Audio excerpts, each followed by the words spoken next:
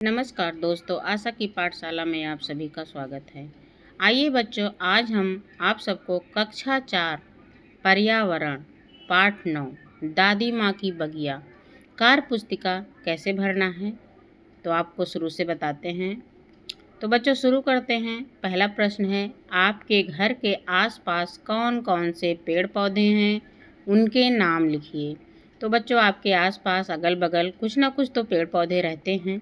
तो जैसे हमने लिखा है जामुन, आम, नीम, बरगद, पीपल, कदम, शीशम, अमरूद, पाकड़ आदि। तो इसी तरह आपके अगल बगल भी पेड़ होंगे तो आप लिख सकते हैं। आइए दूसरा प्रश्न देखते हैं बच्चों। दूसरा प्रश्न है, आपके घर के पास लगे पेड़ का नाम लिखकर नीचे दी गई तालिका को भरिए। तो इसमें बच्चों दिया गया है जो है पेड़ का नाम है। तो पेड़ का नाम में हमने लिखा है नीम। अगला है पेड़ की कितनी ऊंचाई होगी, तो लगभग 32 फीट। तना बढ़ जाता है या नहीं, तो नहीं इसमें भरेंगे। अगला है क्या पत्ते टहनियों के दोनों ओर एक एक करके या जोड़े में हैं, तो इसमें हमको लिखना है दोनों ओर हैं।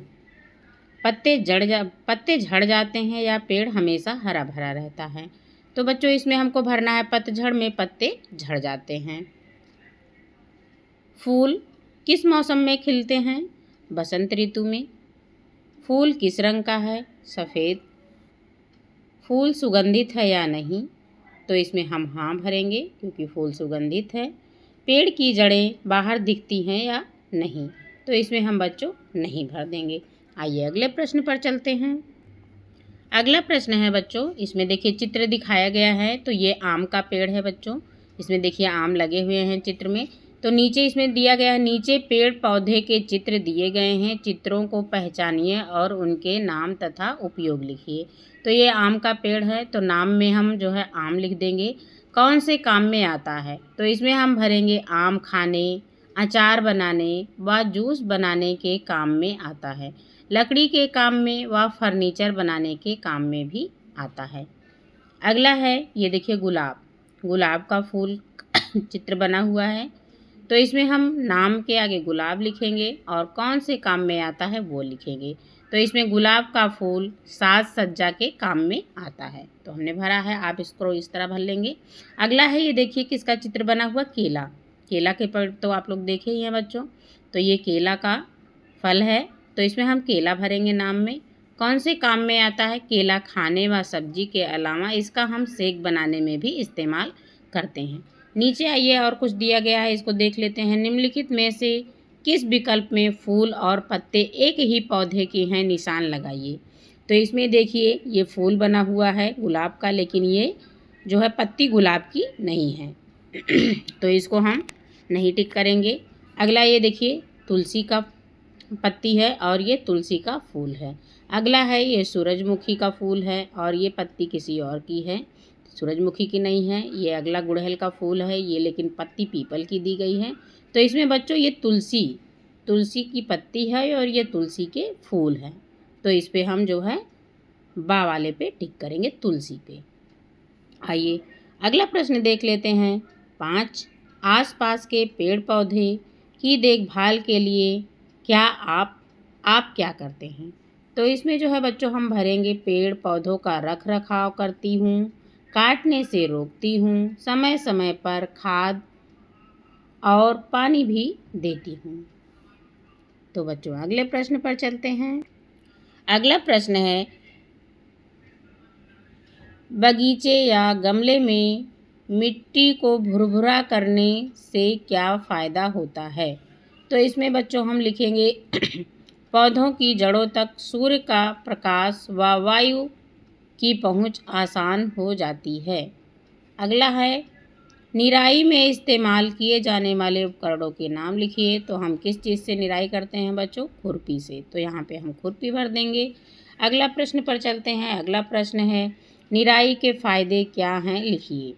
तो इसमें बच्चों हम लिखेंगे निराई करने से ज़मीन की ऊपरी परत हट जाती है, इससे नमी कम हो जाती है, अतिरिक्त खरपतवार नष्ट हो जाते हैं और जड़ों तक धूप सभी जगह पहुंच पाती है।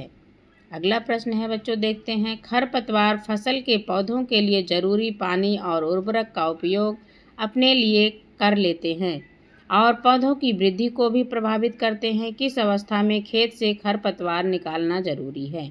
तो इसमें कुछ ऑप्शन दिए गए हैं बच्चों, देखते हैं। पहला है बीज बोने से पहले, फसल जब वृद्धि की अवस्था में हो, फसल कटाई के समय। इसमें दिया है आ केवल 1, बा केवल 3, सा केवल 1 और 2, दा 1 और 2 3। तो इसमें बच्चों बीज बोने से पहले जब फसल वृद्धि की अवस्था में हो तब। तो इसमें हम सा वाला ऑप्शन सही करेंगे, केवल 1 और 2। तो ये हमारा पहला और दूसरा सही है, तो 1 और 2 पर हम सही का निशान लगाएंगे। आइए अगले प्रश्न पर चलते हैं बच्चों। अगला प्रश्न देखते हैं। कठोर और सूखी मिट्टी को खोदने और भुरभुरी करने की प्रयुक्त होने वाले उपकरण कौन सा है? सही का निशान लगाइए। ये देखिए हंसिया बना है, हंसिया से नहीं खोदा जा सकता। ये है पिलास और ये है फावड़ा, ये है कुल्हाड़ी। तो इसमें जो हम मिट्टी को किस प्रकार से भुरभुरा कर सकते हैं खोद करके, तो ये फावड़ा दिया गया है। हम फावड़े पर सही का निशान लगाएंगे क्योंकि इसी से हम जो है मिट्टी को भुरभुरी कर सकते हैं। अगला है लकड़ी या धातु के हैंडल वाला एक उपकरण जिसमें एक लंबा ब्लेड लगा होता है। इसका उपयोग लंबी घास और पेड़ों की शाखाओं को काटने के लिए किया जाता है। निम्न में से कौन सा है? सही का निशान लगाइए। तो ये फावड़ा है। तो फावड़ा जो है हमें ये ब्लेड की तरह नहीं दिख रहा है और ये है चाकू की तरह, ये लंबा हथियार है और ये है हथौड़ी और ये है पिलास। तो इसमें जो है हम ये दूसरे वाले निशान पर सही का चिन्ह लगाएंगे। अगला प्रश्न है। पेड़ पौधों की देखभाल के लिए नीचे दिए गए उपकरण कौन कौन से उपयोग में आते हैं? एक तरफ उपकरण का नाम दिया गया है और दूसरी तरफ उसका उपयोग दिया गया है। इसमें जो है चित्र बना हुआ है। पहला तो ये जो है हमारा उपयोग में आता है निराई के काम में। दूसरा चित्र है अतिरिक्त शाखाएं काटने की, जैसे पेड़ पौधों में टहनियों को काटना होता है तो हम इससे काट सकते हैं। अगला है अतिरिक्त पत्तियां काटने में, तो ये भी जो चित्र दिखाया गया है इससे हम पत्तियों को काट सकते हैं पेड़ों के। अगला है ये देखिए कुप्पी की तरह बना हुआ है चित्र, इससे हम क्या करते हैं पौधों में पानी देने के काम में लाते हैं। इसका उपयोग हम पौधों को पानी देने में करते हैं। आइए अगले प्रश्न पर चलते हैं बच्चों। अगला प्रश्न है बीज से पौधा बनने के लिए निम्नलिखित में से किसकी आवश्यकता होती है? तो पहला है पानी, दूसरा सूर्य की प्रकाश, तीसरा जमीन और चौथा हवा। तो इसमें पहला ऑप्शन आ नहीं सही है, बा नहीं सही है, सा नहीं सही है, दा। 1 2 3 और 4 ये चारों सही हैं। अगला है नीचे दिए गए चित्र में पौधों के साथ 2 गमले हैं। दोनों गमलों को बराबर मात्रा में हवा, पानी और धूप मिलती है, लेकिन गमले 2 में पौधों की वृद्धि गमला 1 की तुलना में कम है। तो इसके पीछे का क्या कारण हो सकता है? लिखिए।